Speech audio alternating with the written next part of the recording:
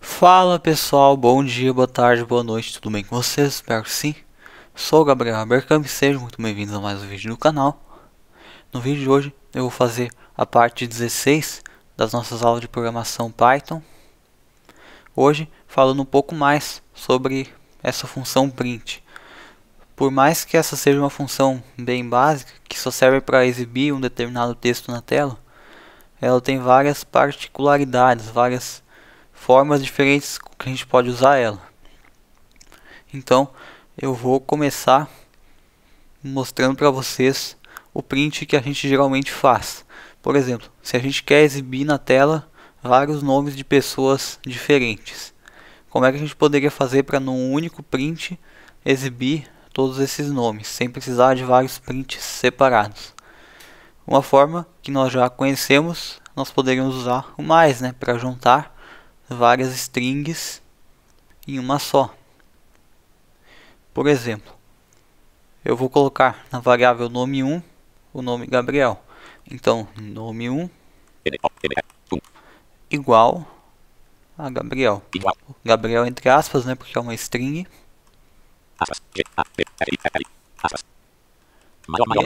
Agora, nome2 vai ser Leonardo.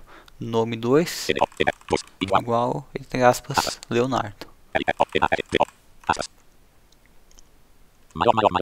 E vou botar mais um, nome3 igual a Maurício. Ok, temos então três variáveis com três nomes diferentes. Se a gente quiser mostrar todos esses nomes, como é que a gente poderia fazer? Print nome1 mais nome2 nome2 mais nome3. Vamos ver o que acontece. Opa! Olhem só, pessoal, o que aconteceu. Eu primeiro criei as três variáveis, com os nomes, nome1, nome2 e nome3, e depois coloquei um print juntando essas três variáveis com o mais, Depois do nome1 tinha um mais, e depois do nome2 também tinha um mais, para juntar com o nome3. Só que o que aconteceu aqui? Na hora que ele foi executar o print, ele acabou mostrando tudo junto. Ele não separou esses nomes de nenhuma forma, tanto que se eu voltar aqui no histórico do leitor de tela, ele leu tudo assim junto, Gabriel, Leonardo, Maurício. Ele não separou, E claro, ficou muito ruim para o nosso print aqui, para o nosso resultado. Como nós poderíamos fazer para separar esses nomes num print só? Se vocês lembrarem, quando a gente usava a função complementar, nós colocávamos olá, Só que antes de fechar a string, nós colocávamos um espaço, Aí sim a gente fechava, colocava mais para juntar com o nome, assim não ficava junto, Bom, a gente poderia fazer alguma coisa parecida. Nós poderíamos colocar print nome1, só que antes de juntar com o nome2, a gente poderia juntar com uma string com um espacinho. A gente poderia fazer mais e depois colocar um espaço entre aspas, Abre aspas, espaço e fecha aspas. Aí, agora que a gente juntou o nome1 com um espacinho, a gente poderia fazer o mais nome2, Mais nome2. Opa, nome2, eu acabo colocando 3 sem querer. Mas então, mais nome2, aí um outro mais, e um espacinho, uma string com espacinho, espaço entre aspas, mais o nome 3. Vamos ver se dá certo. Agora já ficou bem melhor, Ele leu separadinho, Gabriel, Leonardo, Maurício, porque a gente colocou essas strings com espaço entre as variáveis, Colocamos os outros mais para juntar o nome 1 com espaço, depois o nome 2 com outro espaço e depois o nome 3. Ok, esse código está funcionando, Só que se vocês pararem para observar, acaba ficando meio confuso a gente ter tanto mais. Assim, se a gente só quer juntar 3 nomes, fica meio estranho a gente ter vários mais, a gente ter um mais para um nome, daí outro mais só para pôr o espaço, aí outro mais para o segundo nome, outro para o espaço, a gente acaba ficando com 5 mais, sendo que a gente só quer juntar 3 nomes, né? A gente poderia economizar bastante código, e a função print permite que a gente faça isso. Caso vocês não saibam, a função print também usa aquilo que a gente chama de empacotamento. Então a gente pode passar quantos argumentos a gente quiser para ela. Nós podemos, ao invés de usar esse mais para passar todos os nomes no mesmo argumento, a gente pode passar cada nome em um argumento separado. Por exemplo, print, abre parênteses, nome 1, vírgula, espaço para ir para o segundo argumento, nome 2, vírgula, espaço para ir para o terceiro, nome 3. Lembrando aqui, pessoal, que esses vírgula espaço não são para aparecer no print. Esse vírgula espaço são só para separar os argumentos, certo? Então vamos lá. Olha só, vocês viram que a gente nem precisou usar o mais ali. A gente acabou fazendo um código bem mais claro, porque a gente, ao invés de colocar todos os nomes num argumento só, a gente separou com vírgula, né? Não precisamos usar o mais para juntar os nomes e nem para colocar os espacinhos. Por quê? Por que isso aconteceu? A função print tem um parâmetro chamado CEP. No caso, o CEP é um argumento nomeado. O que esse CEP faz?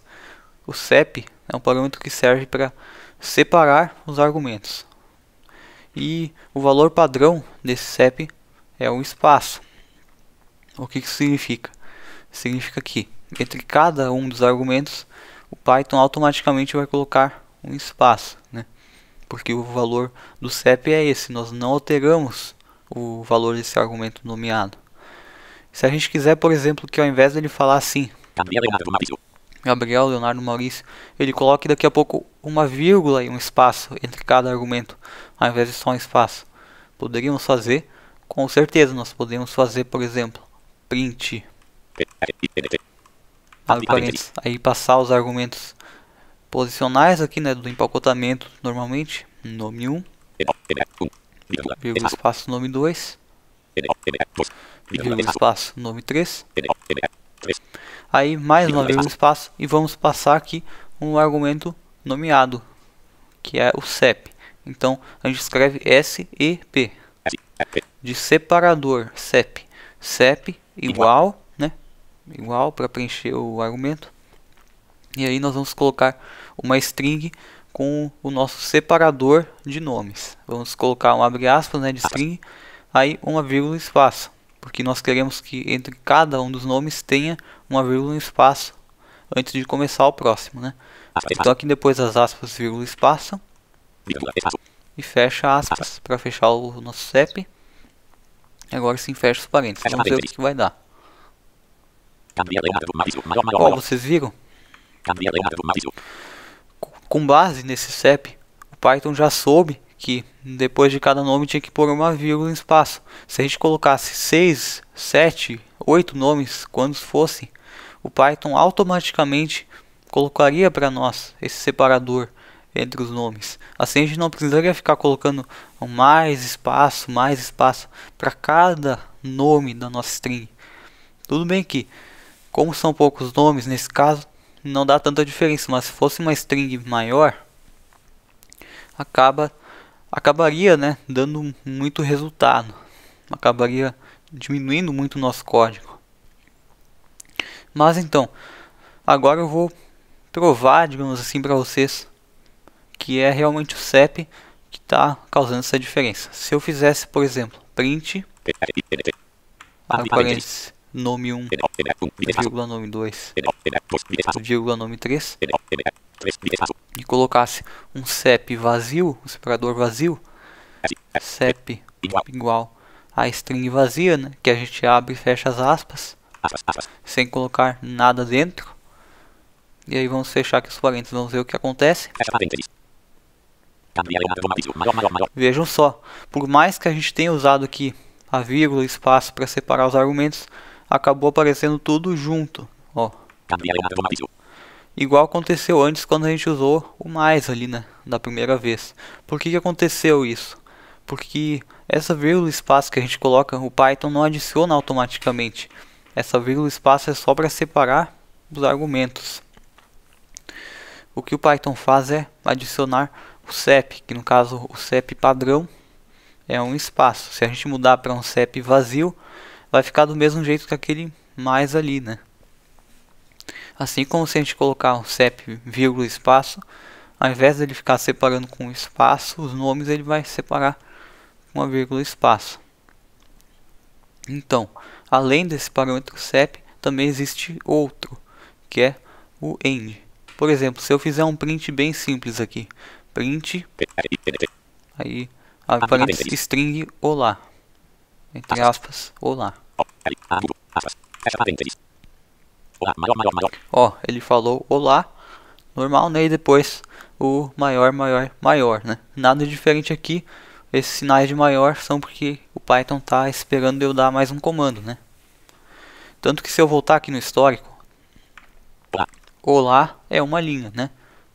E aí o próximo item aqui do histórico do meu leitor de tela, o maior, maior, maior, é outra linha, né?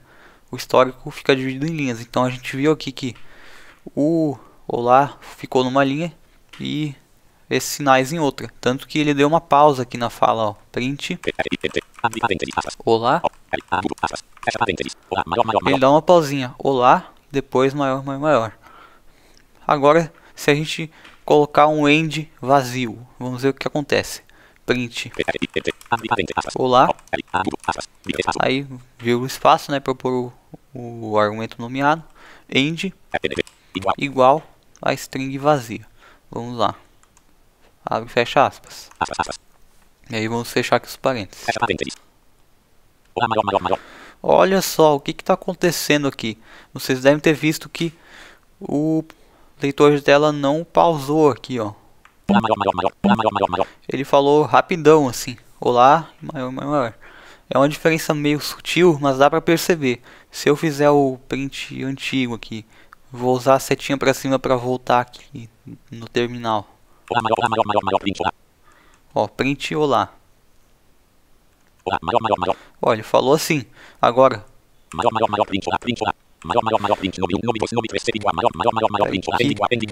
Ah, sim, agora eu encontrei aqui no histórico do terminal o nosso print com o end vazio.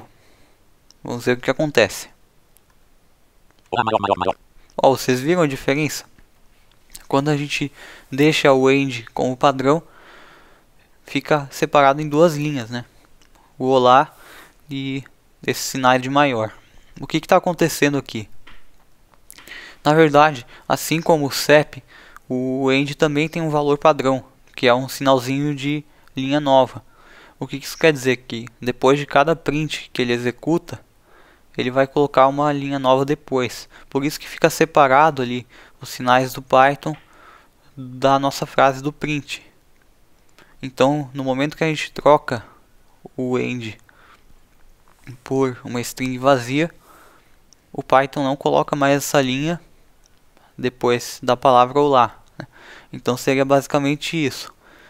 Eu também poderia colocar qualquer coisa para ele exibir no final da string. Por exemplo, um ponto final. Vamos lá. Print olá end igual a string com ponto final. E vamos fechar aqui os parênteses. Vamos ver o que vai dar nesse caso aqui. Olhem só, vocês viram que agora já deu uma diferença na fala dele. Olá, ponto. Aí sim o maior, maior, maior. Por quê? Porque ele percebeu que tem um ponto final ali.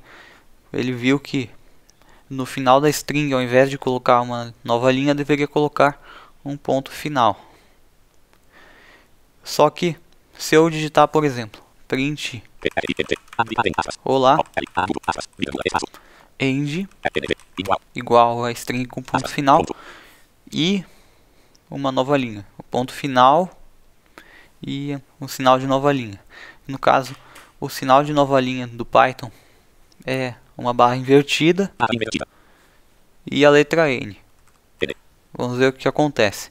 Vamos fechar as aspas e fechar os parênteses. Print olá end igual a pontinho final e nova linha. Vamos ver o que vai acontecer agora. Olha só, dessa vez ele deu a pausinha, né? Porque ó, uma linha aqui é olá e a outra os sinais. Só que ele não leu o nosso ponto final. O que aconteceu aqui? Na verdade, isso não quer dizer que o ponto final não apareceu, porque na tela ele provavelmente está sendo lhe mostrado. O que acontece é que nesse caso o leitor de tela não considerou importante exibir esse ponto, porque como já tinha uma nova linha ali, ele acabaria dando uma pausa igual, né? Ele acabaria pausando e a gente saberia que terminou aquela frase. Então o leitor de tela acaba fazendo esse gerenciamento de quando que ele precisa falar os sinais e de quando não. Então isso é bem interessante, que ele escolhe quando que precisa do sinal ou não. Então pessoal, por hoje é isso. Espero que tenham gostado da aula. Não se esqueçam de se inscrever no canal, ativar o sininho para acompanhar os próximos vídeos. Compartilhe com alguém que goste de programação ou que queira aprender. E não se esqueça de deixar sua avaliação sobre o vídeo. Espero vocês na próxima aula. Até a próxima. Tchau.